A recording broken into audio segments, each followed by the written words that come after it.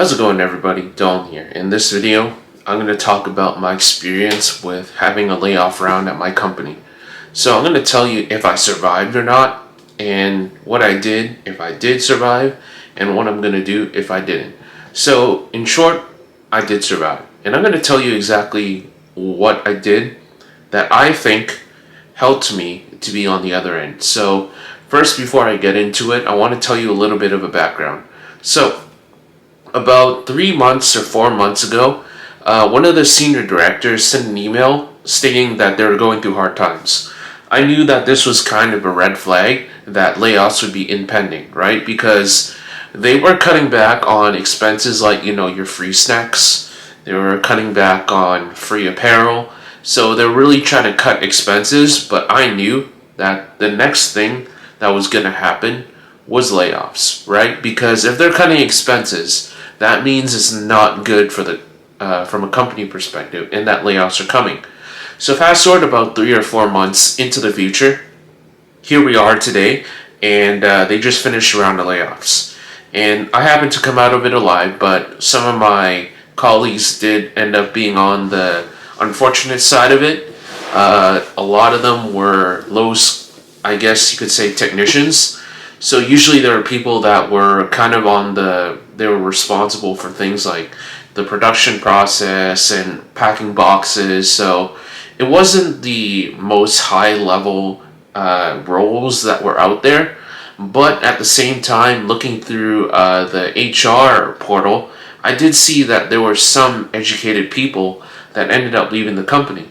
I don't know if it was by choice or by layoff, but either way, I don't think it was exclusive just because they were low skilled. So I'm going to tell you what I did.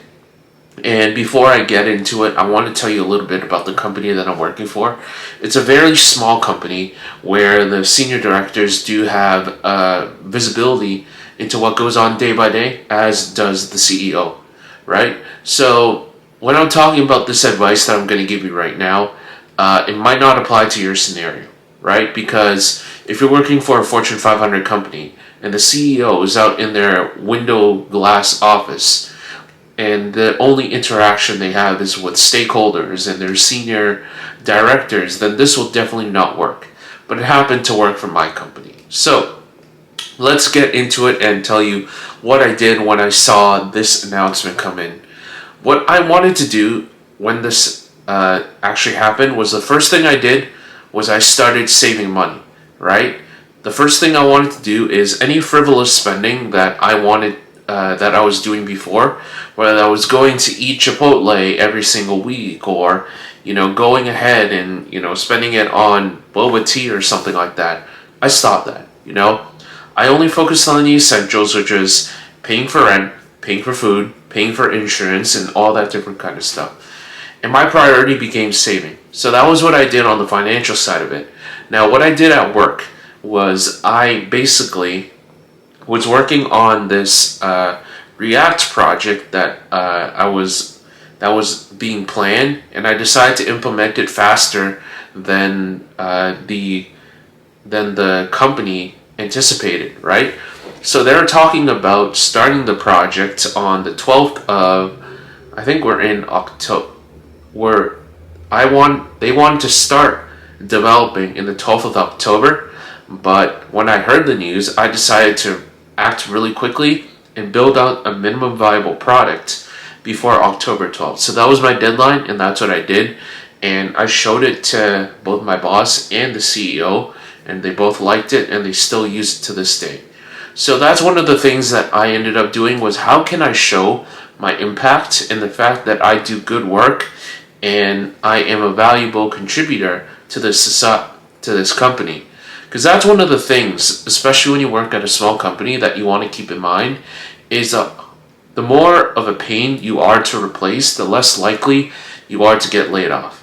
Now, if you're working at a big company where you're employee number 502BACXYZ, then this is probably not going to work because they already have a lot of fluff.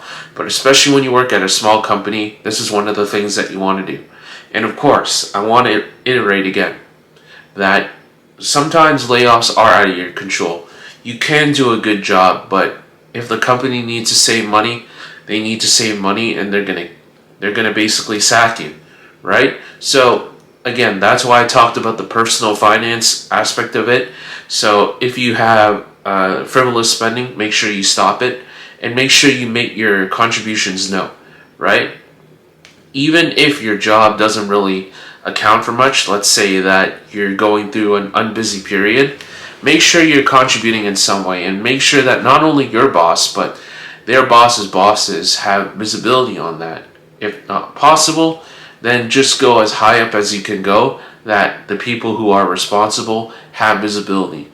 And I think this is one of the things that prevented me from getting laid off from a performance perspective. Now, another thing that you want to keep in mind, and I haven't really been working on, to be honest with you, is having people in the company that can vouch for you, right? So again, at a big company, this might not work, but at a smaller company, this definitely will work. So if you have a good rapport with your boss, or you have a good rapport with some higher level coworker of yours, then that is actually a really good idea, because they can vouch for you. They can say how good of an impact you're making. And also, it can work in the opposite direction, where let's say that you have a couple senior directors or something like that don't have an opinion about you. Make sure you keep it as neutral as possible.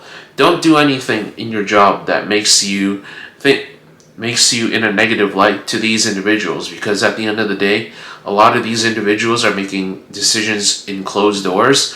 So that's something to keep in mind. So in conclusion, I did end up surviving the layoff. I just wanted to give some of the tips that I think helped prevent me from going through another round. And I think to close up this video, I think if you go through a round of layoffs, you have to be on your toes. So you have to be constantly looking out at new opportunities, even if it's passively. Because if they do a round right now, there's nothing stopping them from doing another round in the future when times get tough.